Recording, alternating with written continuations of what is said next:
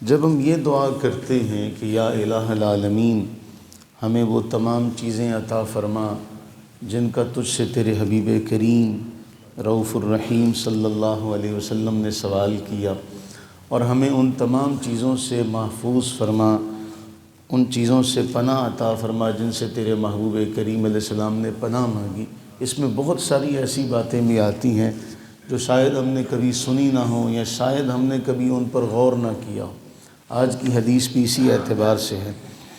ہم نے آج تک یہ پڑھا، اکثریت نے، بلکہ قرآن کریم میں اللہ تعالیٰ جل وعلا نے ارشاد فرمایا، جو آج ہم نے پڑھا بھی، کہ اللہ تعالیٰ جل وعلا ارشاد فرماتے ہیں کہ حسن سلوک کیا جائے۔ حسن سلوک کا سب سے پہلا حقدار تمہارے ماں باپ، والدین۔ ان کے بعد اللہ تعالیٰ جل وعلا نے آگے چل کے فرمایا قریب کا پڑوسی، دور کا پڑوسی، جاری ذی القربا، جار الجنب۔ پھر راستے میں جب سفر کرتے ہیں تو سفر کا بھی پڑوسی کہا گیا۔ پھر یہ بھی حدیث میں آیا کہ نبی صلی اللہ علیہ وسلم نے ارشاد فرمایا ما زال جبریل یوصینی، کہ جبریل مجھے لگاتار مسلسل اتنا مجھے پڑوسی سے حسن سلوک کے بارے میں بتاتے رہے، میں نے گمان کیا حتیٰ ظننت، میں نے یہ گمان کیا کہیں ایسا نہ ہو اس کو جائیداد میں سے حصہ دے دیں، اس کو وارث بنا دیا جائے۔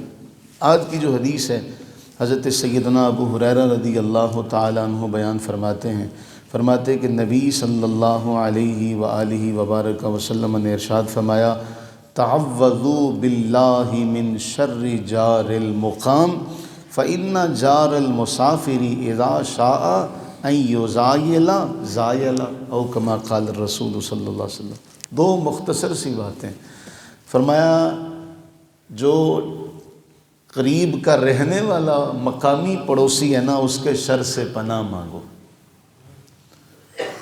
برا ہمسایہ جو ساتھ میں رہنے والا ہے اس کے شر سے پناہ مانگو۔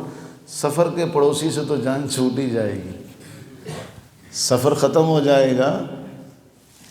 ان یزایلا زایلا، کہ جب تک سفر ہے وہ تب تک سفر میں آپ کا پڑوسی ہے نا، تو جب تک سفر ہے تو سفر جلدی ختم ہو جائے گا، جلد نہیں ہے تو بدیر ختم ہو جائے گا، لیکن اس سے آپ کی دوری ہو جائے گی، وہ دور ہو جائے گا، زائل ہو جائے گا۔ لیکن جو رہنے والا جار المقام ہے، اگر وہ برا ہوا تو نہ آپ ہمسایہ بدل سکتے ہیں، نہ کہیں جا سکتے ہیں۔